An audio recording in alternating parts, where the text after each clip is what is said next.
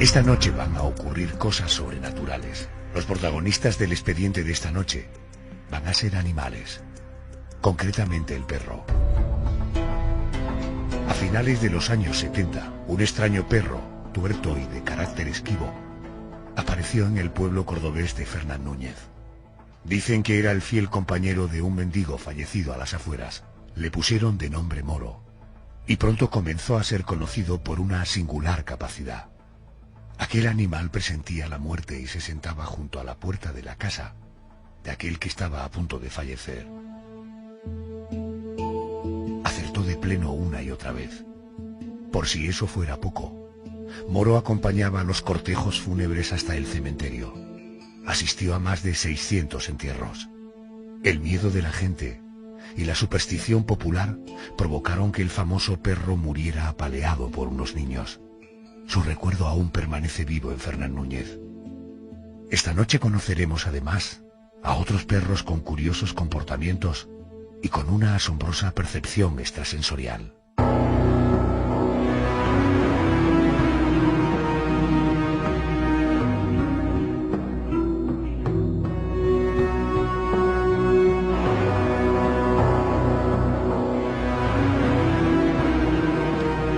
José Manuel Frías, buenas noches. Buenas noches, Adolfo. Oye, antes de comenzar la historia de este perro, de Moro, conviene aclarar que, además del mundo de la crónica negra, tú como investigador y como escritor siempre has estado muy centrado en el ámbito de lo sobrenatural. Esto es así, ¿verdad? Pues sí, Adolfo, la verdad es que la atracción por todo lo que es el mundo del misterio, pues me viene desde niño. Yo creo además que es algo común en el ser humano. Todos venimos al mundo con esa arma tan poderosa que se llama curiosidad, pero con el paso del tiempo, la sociedad, nuestros propios padres, la educación, que a veces es un poquito peligrosa, nos va recortando las alas y nos mete, pues bueno, en este mundo caótico de prisa y de consumismo en el que vivimos. Pero sí, siempre han existido unos cuantos locos que han mantenido viva esa llama de la curiosidad, esas ganas de conocer ese tipo de sucesos que son totalmente reales y que ocurren además de manera frecuente a nuestro alrededor. Otra cosa es la explicación, otra cosa es el origen de esos fenómenos, pero está claro que son auténticos y que forman parte del día a día de muchas personas y de muchas poblaciones.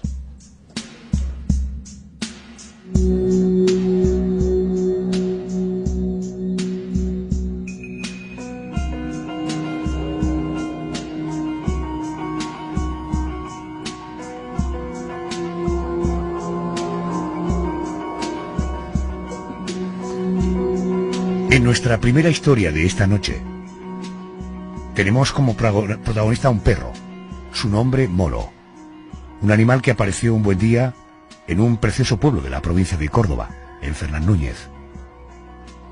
Este perro ha pasado a la historia por una extraña capacidad. José Manuel, ¿qué se sabe realmente sobre el origen de este perro, de Moro? En realidad no hay nada absolutamente claro, pero sí existen tres versiones que intentan explicar su aparición en el pueblo. Una de ellas nos habla de que el perro fue rescatado por un vecino cuando estaba a punto de ahogarse en una charca muy profunda y que fue trasladado al casco urbano por la misma persona. Otra nos habla de la posibilidad, desgraciadamente muy habitual, de que alguien lo hubiera abandonado en plena autovía y que el animal, asustado, se hubiera internado en Fernán Núñez buscando refugio. Y hay una tercera que parece que es la que más se acerca a la verdad según la gente del entorno. Este perro Moro habría sido la mascota de un mendigo que habitaba en los alrededores y cuando el hombre murió, su mascota, sin saber cómo conseguir alimento, llegó al pueblo. Bueno, de una u otra forma está claro que el animal llegó a Fernán Núñez a finales de los años 70.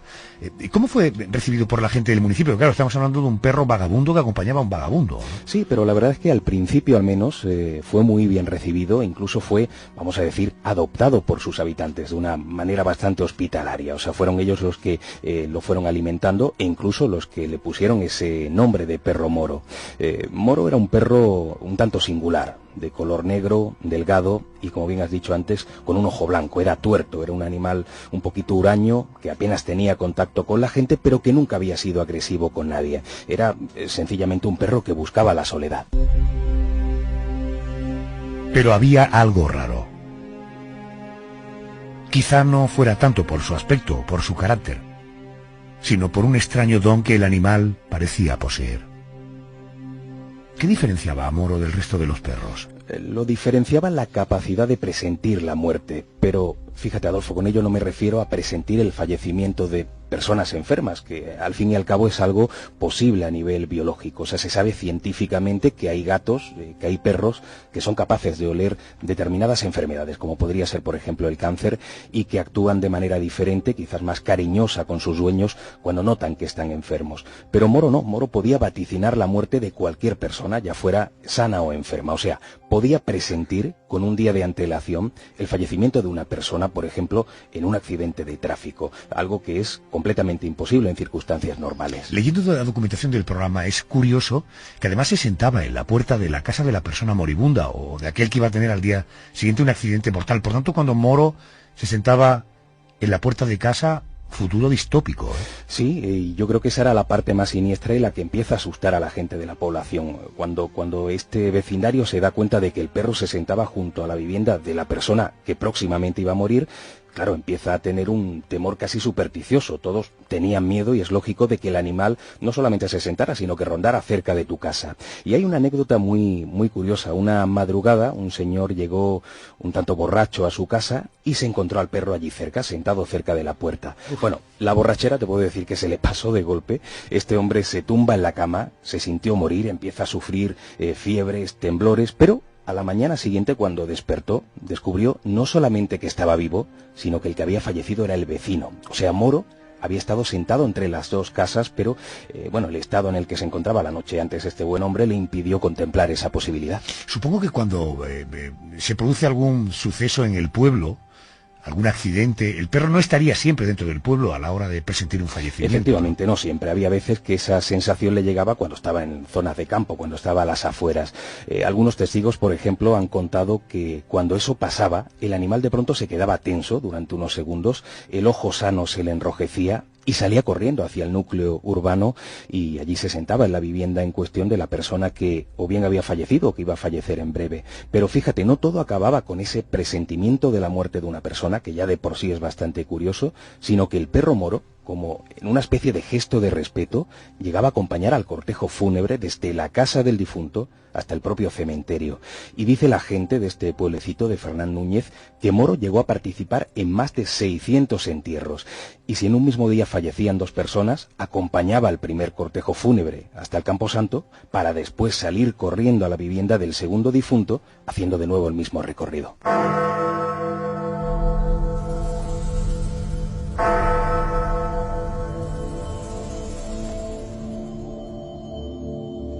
Caramba.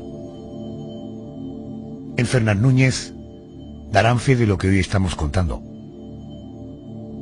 Supongo que un animal con un animal de estas características, con este comportamiento, se han debido de producir más de una anécdota en el pueblo, ¿verdad? Se han dado muchas, ¿no? Hay una, por ejemplo, que es llamativa, pero a la vez imposible. Imposible, pero ocurrió.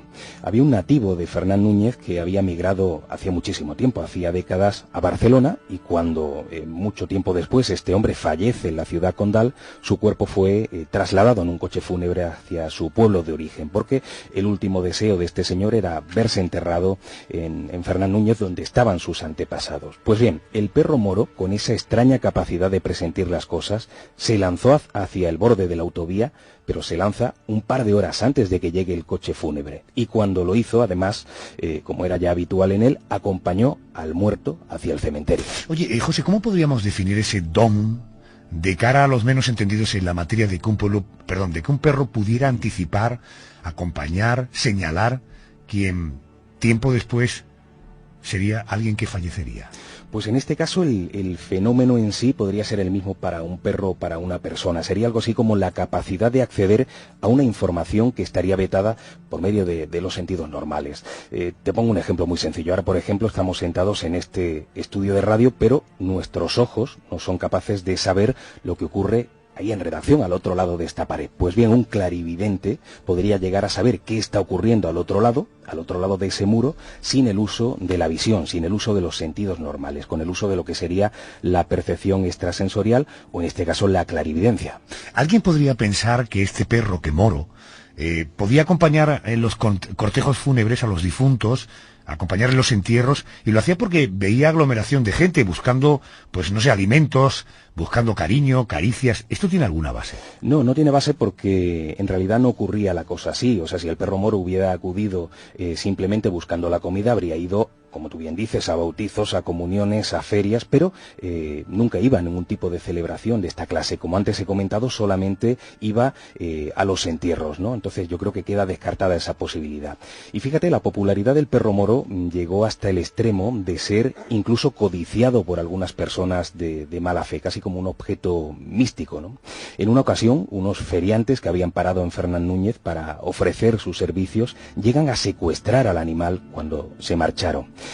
Al llegar el camión a su destino, y estamos hablando de varios cientos de kilómetros más adelante, Moro se escapa de sus secuestradores y después de muchísimo esfuerzo y además de demostrar que poseía un don de la orientación estupendo, logró regresar al pueblo que lo había adoptado.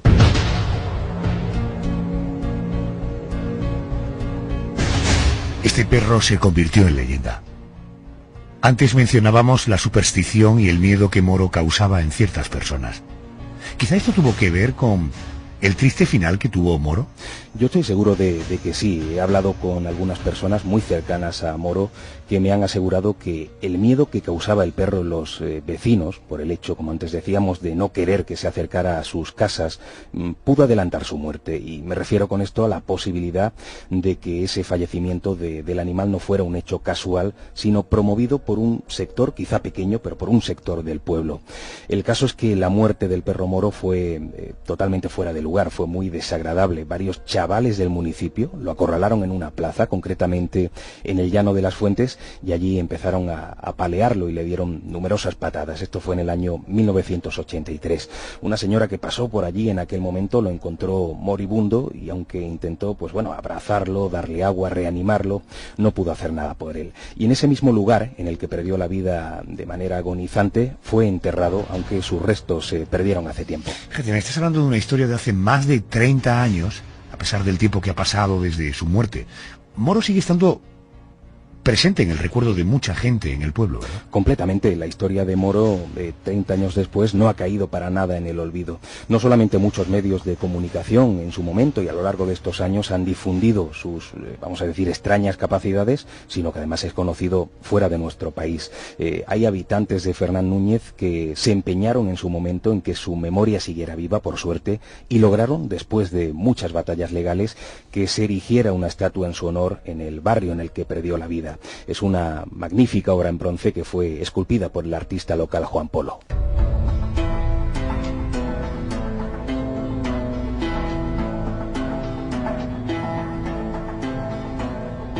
El perro Moro forma parte del recuerdo de este pueblecito cordobés. Es de hecho uno de esos personajes singulares. Pero no es el único caso de perro misterioso de la provincia de Córdoba. Vamos a viajar ahora de la mano del investigador y escritor Francisco Bermúdez a Priego, también en la provincia de Córdoba, donde en el año 1992 apareció otro curioso perro que llamó la atención de la población. Francisco Bermúdez, buenas noches. Muy buenas noches, muchísimas gracias por invitarme. Paco, ¿cómo podrías describirnos físicamente a este animal? Es decir, ¿de qué raza era? ¿Cómo era este perro? Bueno, más que raza era el típico, como se suele decir, el típico chuchillo callejero, ¿no? El típico perro callejero que más bien es fruto de muchas cruces y muchas razas diferentes. Era, para que os hagáis una idea, un flacucho, el típico saco de guasos, como se suele decir. Era como tipo galgo, pero quizá algo más cortito. Era bajito, era bonito realmente, no era un perro feo. Recuerdo que era de color canela, tenía un rabo fino, era largo. Era un perro curioso. Decía la gente que destacaba de este perro su mirada, llamaba la atención ese detalle, ¿verdad? Sí, yo recuerdo siempre que, vamos, las veces que, porque tuve la oportunidad de conocerlo personalmente a ese perro, y recuerdo la mirada que tenía tan expresiva, pero era una mirada que despertaba realmente ternura, ¿no? Era como si le costase trabajo, como si hubiera algo más allá, ¿no? Y le diera mucha pena, no sé cómo explicarlo. Paco, estamos hablando aquí, como en el caso de Moro, de un perro que presentía la muerte. No sé si lo llegaba a presentir o no, porque esto son conjeturas, ¿no? Lo que sí que es verdad que que cada vez que el perro ese, digamos, se sentaba en el portal de alguna casa, al día siguiente aparecía una esquela en esa casa. La persona, un miembro de esa familia había fallecido, ¿vale? ¿Y este perro acompañaba también a los cortejos fúnebres? Efectivamente. Por lo menos es lo que se decía, ¿no? De hecho, cogió fama en el pueblo en aquella época. Tampoco estoy hablando, yo era un adolescente, ¿no? Tampoco escuchaba demasiado, no solía salir mucho de mi barrio, pero sí que es verdad que cuando se veía el perro por la calle decían, el perro de los entierros, el perro de los entierros, ¿no? Y curiosamente, justo hay un camino, se llama Camino al Cementerio, donde la gente pues suele acompañar al féretro, que es donde el perro se unía a la comitiva y llegaba hasta el mismo cementerio. Parece ser que un día desapareció sin dejar rastro. ¿Hay alguna hipótesis? ¿Qué crees que pudo pasarle? Bueno, la hipótesis realmente creemos que lo pudieron quitar del medio, no se sabe, o se perdió. El rumor que se rumoreaba es que lo habían quitado del medio, ¿no? Realmente no. Afortunadamente parece que no corrió tan mala suerte con el perro Moro, que fue brutalmente, como ya habéis contado, pero mi percepción personal es que le pudo pasar algo parecido, ¿no? La cuestión es que desapareció. Pero más allá de la experiencia de este perro del que estamos hablando, ¿tú has conocido personalmente algún caso de vaticinio de muerte? Yo puedo contar un caso muy concreto que sí que lo vi yo en persona. Recuerdo una tarde, no se me olvidará, como si fuera ayer, ¿vale? Estábamos en una zona que se llama Cañapraillo, está cerca de un área que se llama El Calvario, y digamos allí había un parque, de hecho todavía está allí ese parque. Y estando allí todos los niños jugando y tal, pues de repente alguien gritó, el perro de los entierros, el perro de los entierros. Y resulta que el perro se puso mirando a un portal. Más que mirando a un portal, era como si el perro fuera una especie de guardia de seguridad que no dejaba que nadie pasara dentro de la casa, ¿no? No es que nadie no dejara que pasaran, simplemente es como si fuera el portero de la casa. Y recuerdo que los niños nos acercamos allí, siempre había el típico listillo que quería echarle de una patada y tal, cosa que evitamos en esa ocasión. Y la verdad que el perro permanecía ahí y erático, no se movía absolutamente nada y destacaba esa imagen, ¿no? De esos ojos acuosos y melancólicos. Y bueno, el perro, nosotros nos fuimos, recuerdo lo típico que te llama la madre para el bocadillo y tal, nos fuimos de allí, el perro seguía allí y lo cierto es que al día siguiente pues allí la persona había fallecido. Paco, gracias por atendernos a esta hora, te mando un abrazo fuerte, gracias. Nada, Australia, muchísimas gracias. Un placer. Dentro de ese ámbito de la percepción extraña de los perros, existe un elemento bastante cotidiano, pero que resulta sorprendente. Es el caso de esos animales, principalmente perros, que parecen percibir en qué momento están llegando sus dueños a casa. Y es tan llamativo este fenómeno, tan inexplicable, que algunos científicos están estudiándolo para intentar ofrecer una respuesta más o menos lógica. Vamos a hablar sobre este asunto y otros con el investigador y escritor Miguel Pedrero, es redactor de la revista Año Cero y autor, entre otros, del libro Nos vemos en el cielo, de la editorial La Esfera de los Libros, en el que comparte casos de animales que después de muertos se han comunicado con sus dueños. Miguel Pedrero, buenas noches y bienvenido a COPE. Hola, ¿qué tal? Muy buenas, encantado. Miguel, ante todo, ¿es cierto que este fenómeno de los animales que presienten la llegada de sus dueños es tan real que hasta los científicos se han fijado en él? Bueno, yo creo que cualquiera de nuestros oyentes que tenga un animal de compañía seguro que ha vivido una experiencia de este tipo, ¿no? Y de forma habitual. Parece que el animal, minutos antes de que llegue a casa, incluso media hora antes de que su compañero humano llegue a casa, pues parece que de alguna forma lo sabe, se acerca a la puerta, empieza a arañar, empieza a aullar, empieza a dar paseos muy cerca de la entrada, es decir, de algún modo percibe que su compañero humano va a llegar a casa. Y esto, como bien dices, ha llamado la atención de unos cuantos científicos que han llegado a realizar un estudio científico en toda regla durante años incluso. Miguel, aunque nuestra crónica de esta noche trata sobre perros, ¿cuáles serían los tipos de animales, los animales que parecen poseer esa curiosa percepción extrasensorial?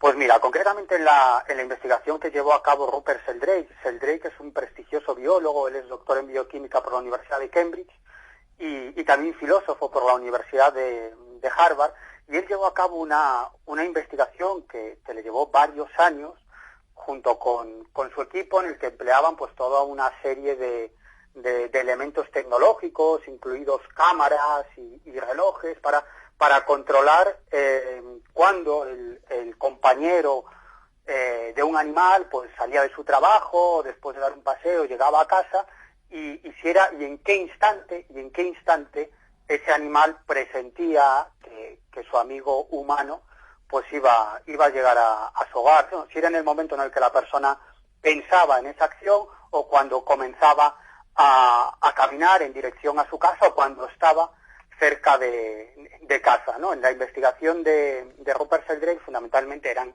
gatos y perros, porque son habitualmente los animales de compañía más comunes, pero también en esa investigación participaron loros, cacatúas e incluso caballos. Parece claro, Miguel, que un animal puede más o menos recordar el horario de sus dueños y esperarlos en la puerta de casa. Yo creo que el problema radica cuando esas llegadas se producen en horarios inesperados. Y hay un caso que mencionas en tu libro, el del perro Jackson, que demuestra que es algo que va más allá de un simple recordatorio de horas. ¿Cuál es la historia de este animal? Bueno, fíjate, desde el punto de vista racional está claro que la explicación más clara o más cristalina sería que, bueno, los animales de algún modo captan la llegada de su compañero humano fundamentalmente por el olfato o por el oído, ¿no?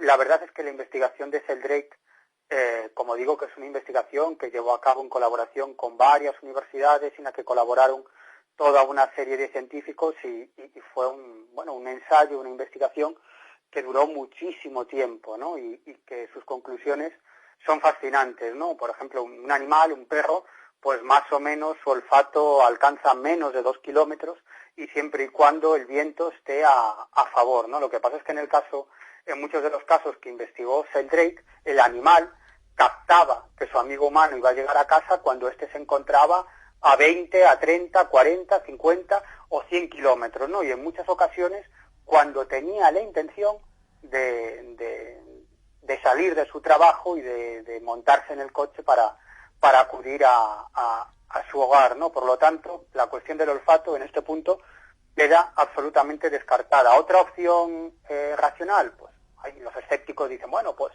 el perro sabe que más o menos a la misma hora llega su compañero, su cuidador humano, por lo tanto siempre hace la misma acción de irse hacia la puerta. Lo que pasa es que en el estudio de Sheldrake, y esto se hizo a posta, trabajó con varias personas a los que hizo que cambiara sus horarios, ¿no? De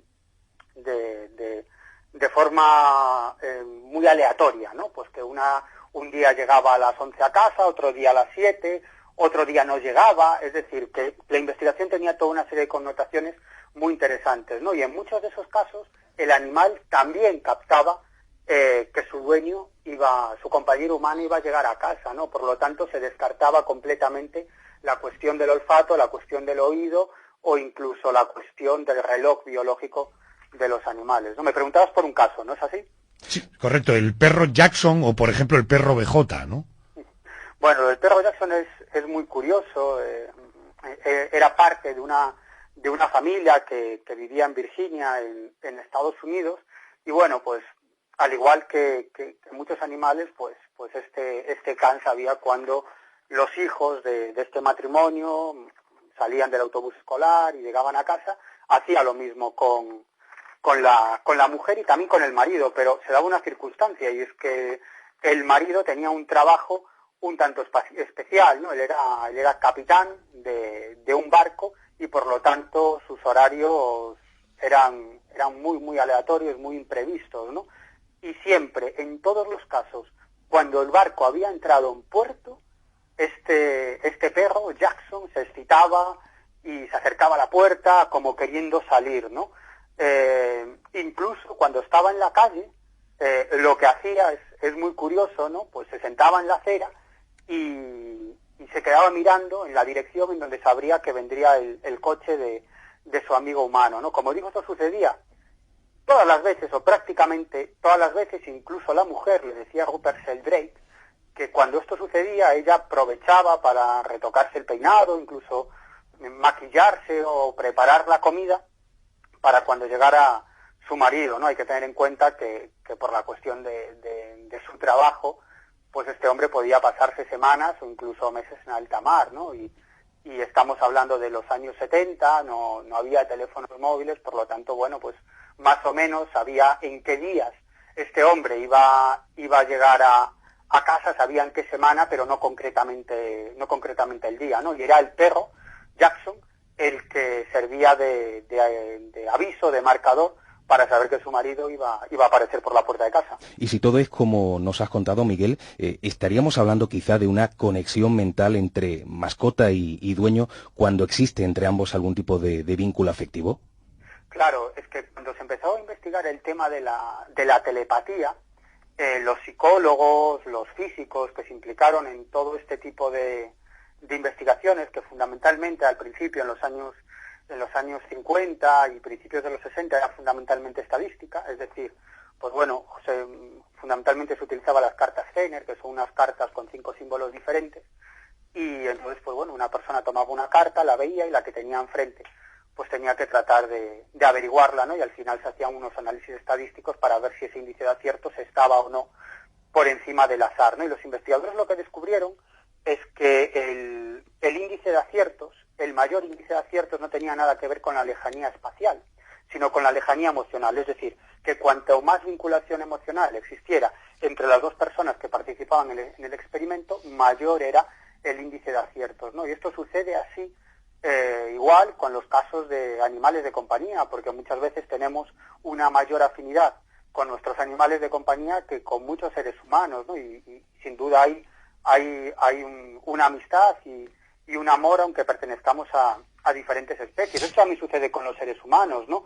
En los anales de la parapsicología hay recopilados muchísimos casos, sobre todo de mujeres, de madres, que captan cuando a su hijo le ha pasado algo terrible, ha tenido un accidente muy grave o acaba de fallecer, algo similar, ¿no? Y son normalmente los padres, pero fundamentalmente las mujeres, las que tienen ese presentimiento y saben que a su hijo, no saben por qué, pero algo les está diciendo, una sensación física, una sensación psicológica, que a su hijo le ha pasado algo, ¿no? Miguel, una pregunta. Estamos hablando, más allá de las mamás, del tema perros. Hay muchos de nuestros oyentes que tendrán en casa un gato, ¿no? Es decir, con ellos ocurre lo mismo, porque en tu libro mencionas un caso muy curioso, el del gato Moody. ¿Por qué no me cuentas la historia de este gato Moody? Bueno, este también es un caso muy especial porque este gato vivía con un matrimonio en Suiza que tenía una hija llamada Elizabeth Bien, ¿no? Y esta mujer, bueno, por cuestiones laborales, pues tuvo que trasladarse a París, ¿no? A Francia. Y es curioso, ¿no? Porque cuando ella se mudó de Suiza a París, el gato desapareció, ¿no? Bueno, pues los padres de esta chica no volvieron a tener noticias de este gato hasta que, pasado algún tiempo, pues esta mujer, Elizabeth, pues viajó de nuevo a Suiza para visitar a sus padres, ¿no? Y unas horas antes de que llegara a casa apareció el gato, ¿no? Bueno, esta mujer se marchó de nuevo a París y el gato desapareció pocos días después, ¿no? De nuevo, pasado el tiempo, pasados los meses, volvió a visitar a sus padres y de nuevo, unas horas antes, el gato volvía a aparecer. Así sucedía siempre, ¿no? Es como si el gato, que tenía una relación especial con esta joven, con Elizabeth, supiera cuando ella se iba a ir, por lo tanto yo no tenía ningún interés en permanecer en la casa, y cuando iba a regresar a esa casa, y entonces aparecía para darle la bienvenida y convivir ese tiempo con su amiga humana. Miguel, gracias por atendernos y por arrojar un poquito de luz a partir de tus investigaciones. Gracias y buenas noches. Gracias a vosotros. José Manuel Frías, nos encontramos la semana que viene. Gracias. Gracias, buenas noches.